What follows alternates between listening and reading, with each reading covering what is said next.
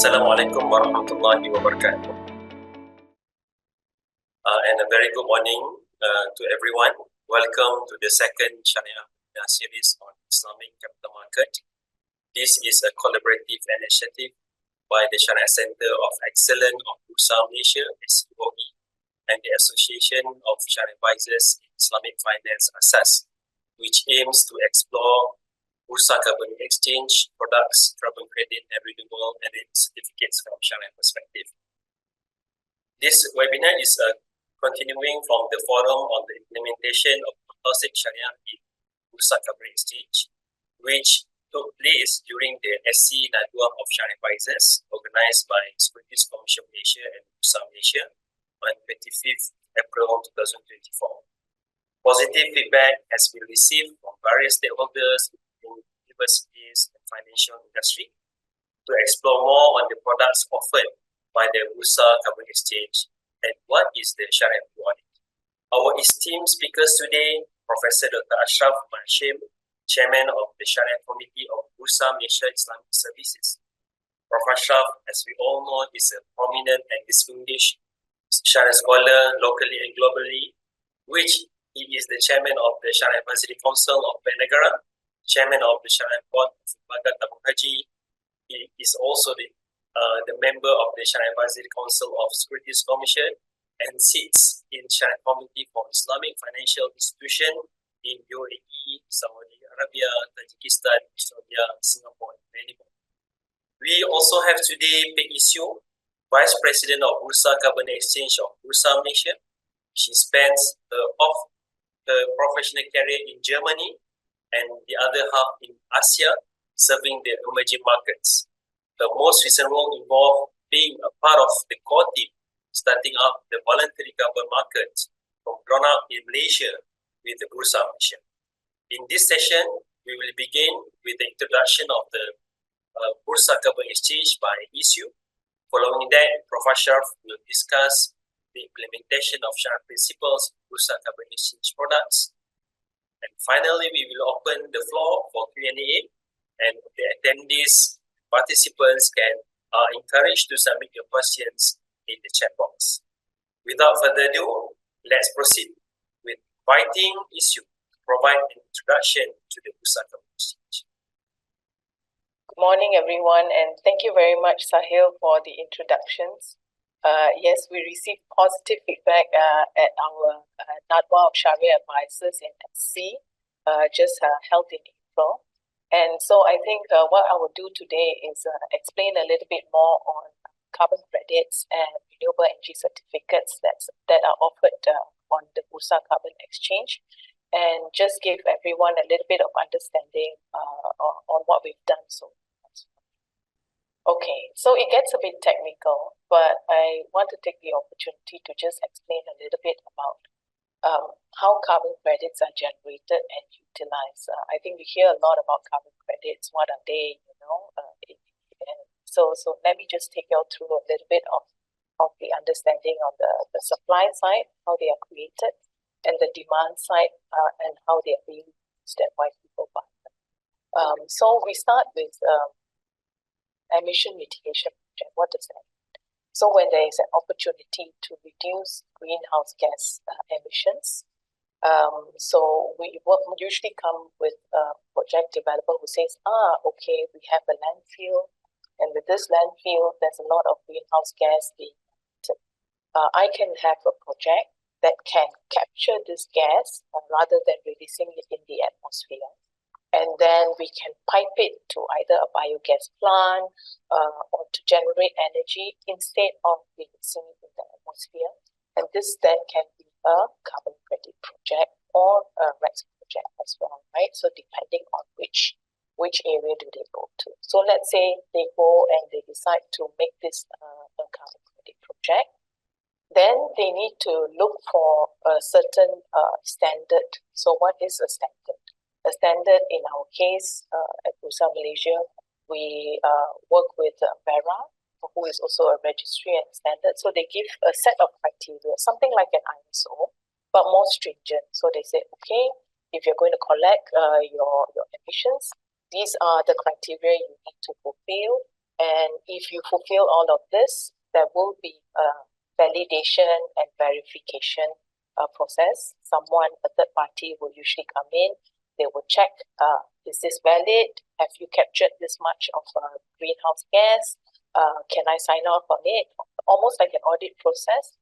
And if it fulfills the criteria of the standard, then they will be given a certificate, right?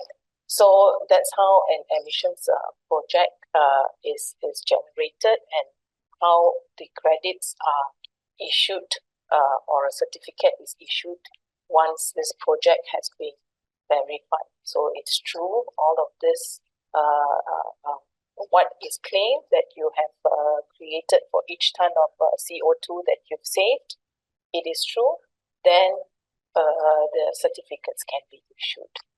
So how long would a project take to conduct?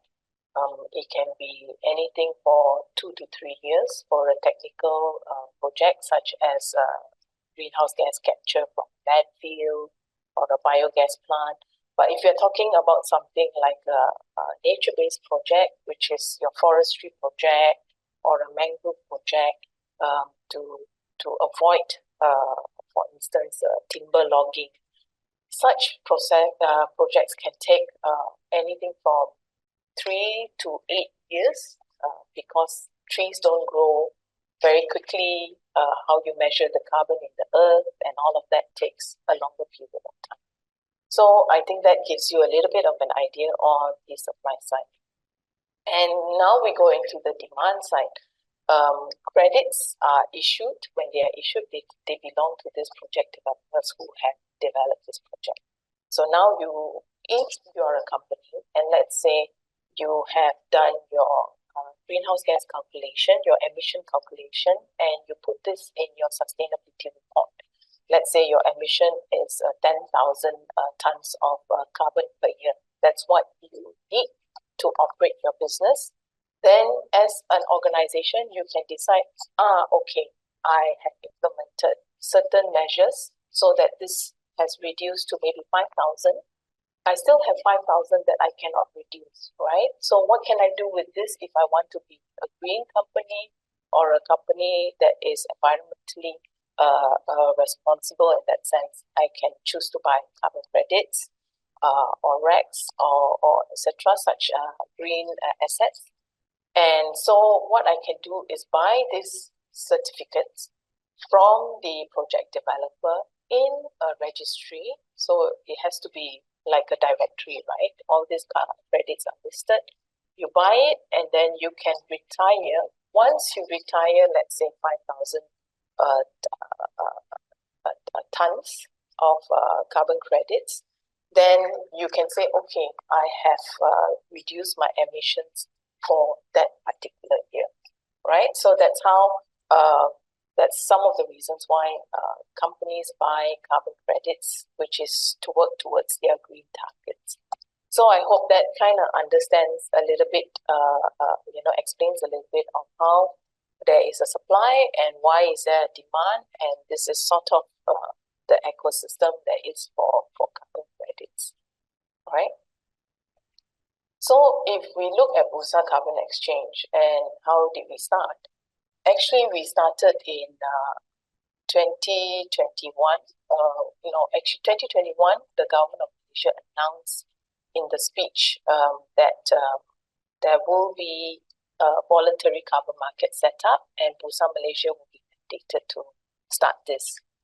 So we took a year to set this up, and in December of 2022, we managed to fulfill the mandate, and we launched Bursa Carbon Exchange. So at the moment, the government is also exploring the implementation of a domestic emissions trading system and a carbon tax. In which direction this will go, we are yet to find out. The study is believed to will be completed by end of next year. So that's where we are right now in terms of what we call. So on the 16th of January this year, we rebranded as a multi-asset exchange, aligning with the aspirations Bursa Carbon Exchange also pivoted to be a multi-environmental product exchange. So aside from selling carbon credits, we also started offering renewable energy certificates this year. So going through some of our key milestones, since starting, we actually, one of the first few things we did was we signed an MOC with FGTC to build the ecosystem, because the ecosystem in Malaysia did not exist back then, right? So in March, we then decided to do our first auction of carbon credits. We were selling credits from abroad because, as we say, we didn't have any projects in Malaysia, so we had to source carbon credits from abroad and to see if there is a market for it and what would people pay for it, right? So that was where we did our first trade, let's say. And after that, we became a member of IETA, International Emissions Trading Association, because as a small country and developing ecosystem, we needed a seat at the table as well for important discussions such as policy level discussions, and also support in terms of know-how on how to set up an exchange and be able to reach out to other members from IETA as well. In September 2023, we signed MOC with CIMB because we are also looking at developing potentially financing or products. How do we do this with banks or the banking system in Malaysia? So it was a partnership to explore this with CIMB. In terms of continuous trading, so our auction in March actually showed that there is a demand for carbon credits. So what do we do next, right? So as an exchange, we should be able to allow the trading of such products. So we started building our trading platform, which was then launched on the 25th of September 2023. So together with the go live of it, we also announced that actually we would like to offer renewable energy certificates as well through the market. So in this case, people would ask, when do you use RECs and when do you use carbon credits? I think it's for different scopes. Carbon credits, you're able to use it across scope 1, scope 2, scope 3 of your emissions, whereas a renewable energy is only for electricity, so that is scope 2. Yeah. And in October, we then decided to organize our first carbon market forum, which was very successful. And then we also launched a VCM handbook and a directory, which was the outcome of our partnership with FGTC in February. What we realized was there was a lot of questions from the market on what are carbon credits, where do I start, how do I access, what's the landscape in Malaysia, what are viable projects. These are all found in the handbook that is available on the BCX website, and it's a good starting point for anyone who is interested to know more about carbon credits and also the development of carbon credits in Malaysia. So in October, we also announced, the ministry announced a budget during the budget of 2024 that there will be carbon project incentives. And we are happy to say that since then, we have finally gotten the approval on the mechanism of this last month, that up to 300,000 worth of incentive can be claimed for carbon projects done in Malaysia. And the guidelines are finally out last week. In terms of, then we also did a launch in terms of a carbon market guide with the UNSSE for exchanges. This was done together with other exchanges, and Bursa Malaysia has also contributed to this guide for the exchanges. And this was launched 18th of October 2023. After that, we went on to COP at the end of the year, and during COP, we signed 2 MOUs, one with Gold Standard, which is another standard like BERA for carbon credits, which we're looking at implementing starting this year. We also signed MOU with Sarawak Energy, IREC Standard Foundation, who sets the standards for renewable energy certificates, and also Hydropower Sustainability Alliance, which sets the standards for sustainable hydropower debts, right? So I think that was kind of what we did last year. Just to show you a little bit, this is sort of the directory that we've set up, and then the handbook on our site. If you scan the QR code, you are able to access the handbook and both the directory. But moving into 2024, we've also done quite a bit of things. So we signed MOU with the Malaysian Photovoltaic Industry Association and PIA to secure renewable energy certificates from the solar industry. And then in February and March, we conducted 2 roundtables for exploring new project types in Malaysia. In Malaysia, actually, we are very we've got quite a bit of biogas from palm oil industry projects that are on the tech phase. But we are also looking at up and coming potential for Malaysia, and that is biocarbon and biochar. So we had a roundtable with industry players to see how we are able to develop this, what are some of the challenges, and how can we move this forward for Malaysia. On the 18th of April, we announced the Hydro Rex as a new offering. This is from Sarawak Energy, and the auction dates, which is on the 25th of June. Yeah, so the 25th of June, we did the Hydro Rex auction. And in May, we also announced the first Malaysian nature-based carbon credits that we were also going to auction, which will happen end of this month. So, and in between all of that, we've also conducted a nature-based solution workshop that we co-organized with BERA and Malaysian Forestry Fund to build up the capacity, the technical capacity of those involved in nature-based solutions. So we had forestry departments all over Malaysia, we had state governments, and we had a lot of project developers that also joined us. But I think it's about 100 over participants, more than 60 organizations that we conducted a 2-day technical workshop with BERA and Malaysian Forest Fund. So I think our highlight for this month would be the auction for the Kwamut Rainforest Conservation Project, which is the first nature-based project from Malaysia. What's exciting about this is, I mean, we've talked about nature-based projects taking about 5 to 8 years to develop.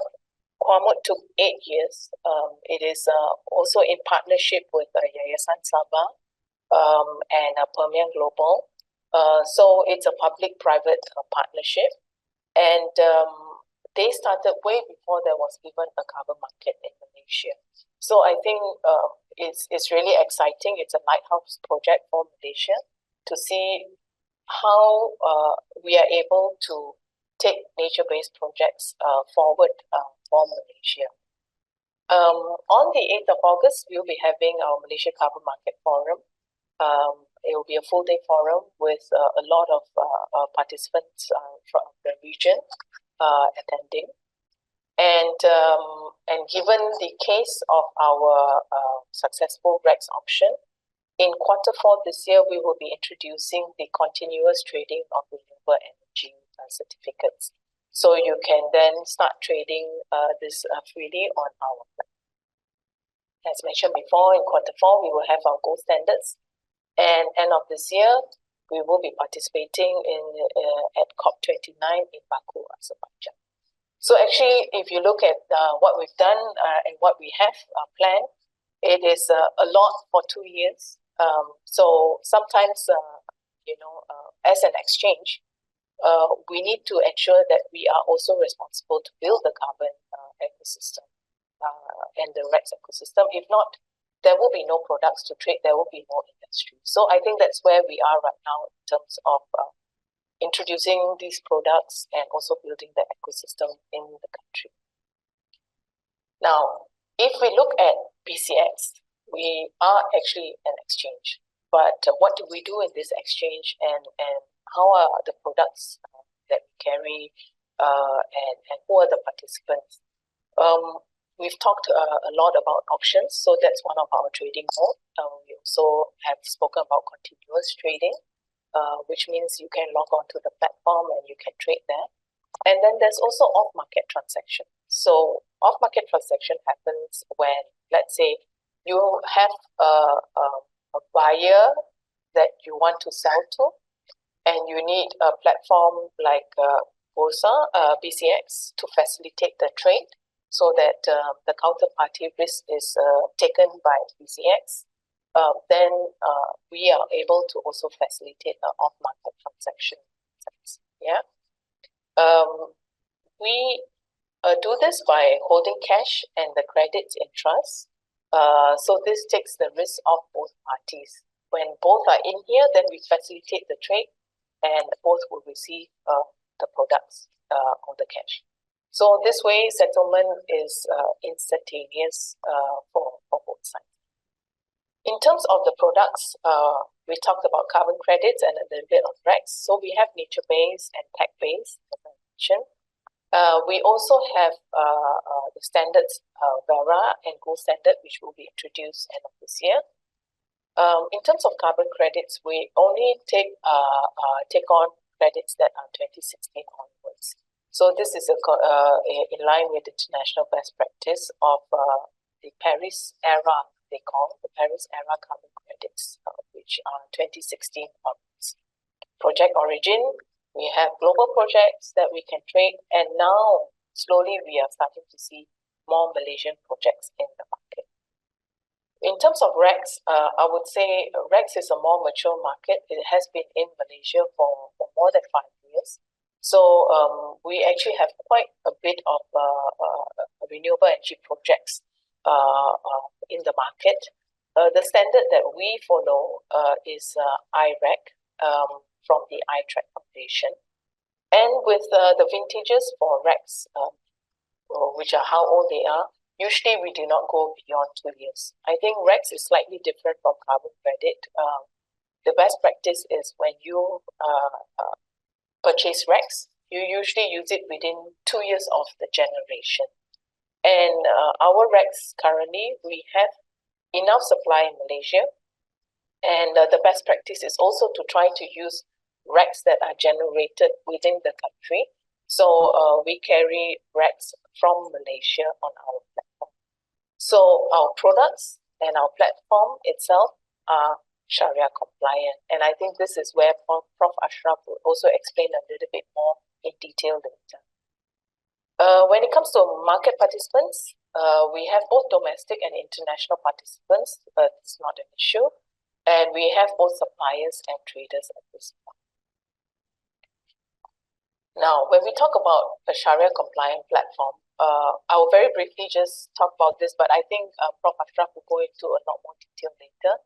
The platform itself is non-interest bearing account for both trading and settlement, and there's no interest charge for late payment. But we have Garama or Tawid, which are alternative options to interest charge.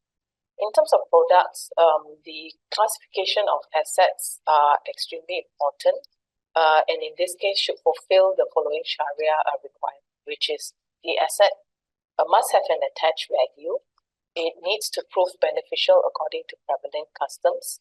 The asset must be able to be owned and controlled by a party, and the asset must be allowed to be utilized by Sharia. So I think what this means, Prof. Ashraf will take you through in more detail. Now, the offerings that we have, we've talked about carbon credits. Let me touch a little bit on RECs. So RECs will be offered as a standardized product to provide ease of purchase by the market participants. So we have hydro RECs, which we conducted our auction in end of last month. You've heard about us signing a MOU with the MPIA to procure solar racks. Why do that in January is because solar racks cannot be generated in huge amounts. So currently, there is a limited amount in the market, and usually you will need to sign contracts up to 2 years in advance to secure this the generation of solar racks.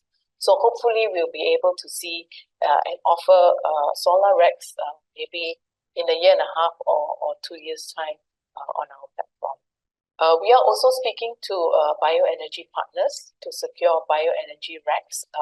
And so hopefully this is also something that we will be able to offer soon, although the quantity in the country is relatively low. Yeah, so I guess this will be the 3 types of racks that we will be offering on BCX.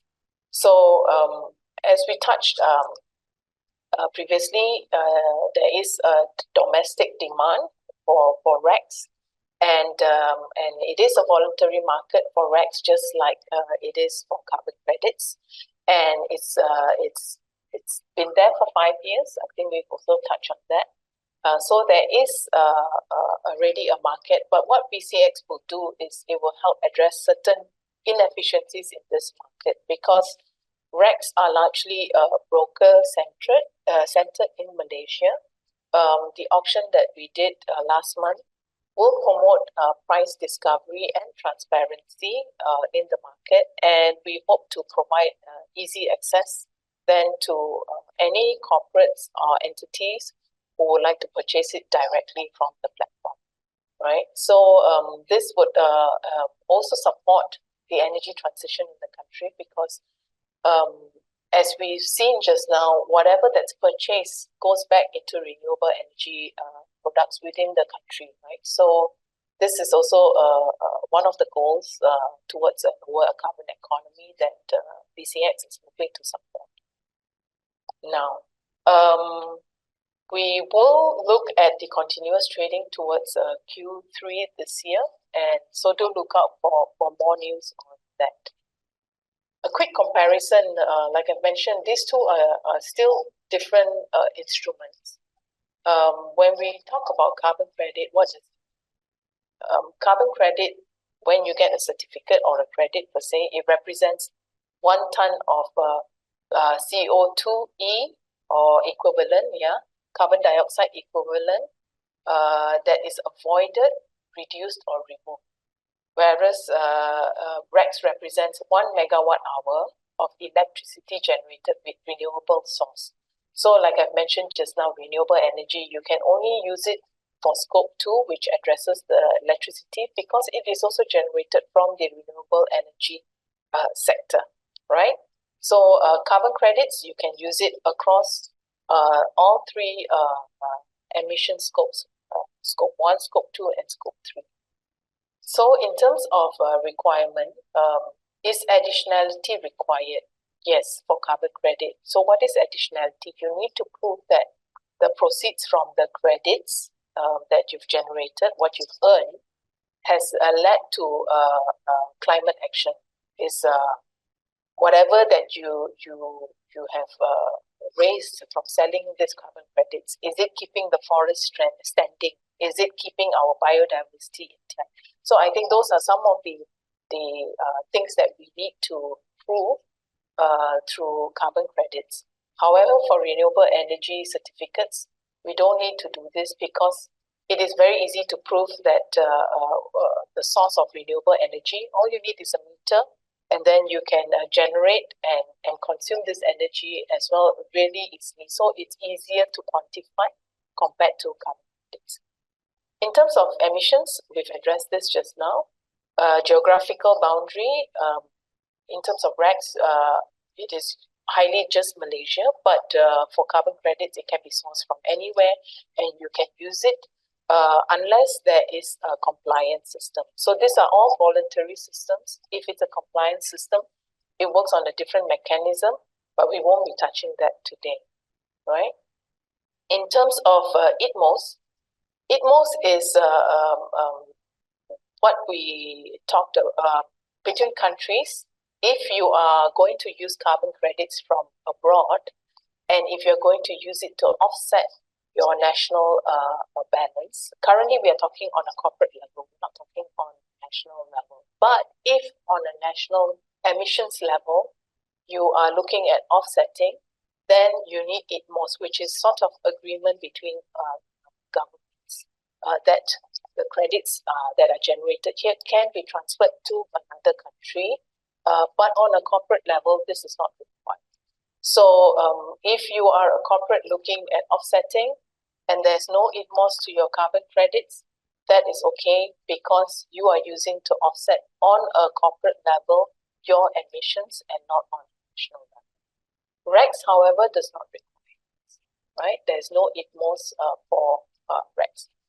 In terms of the consumption, there are different terminologies for carbon credits. We say that we retire the credits. For RECs, we say we redeem the credits. And the vintages we covered just now for carbon credits not older than 2016, for RECs within 2 years of generation. So I think that's all from my part.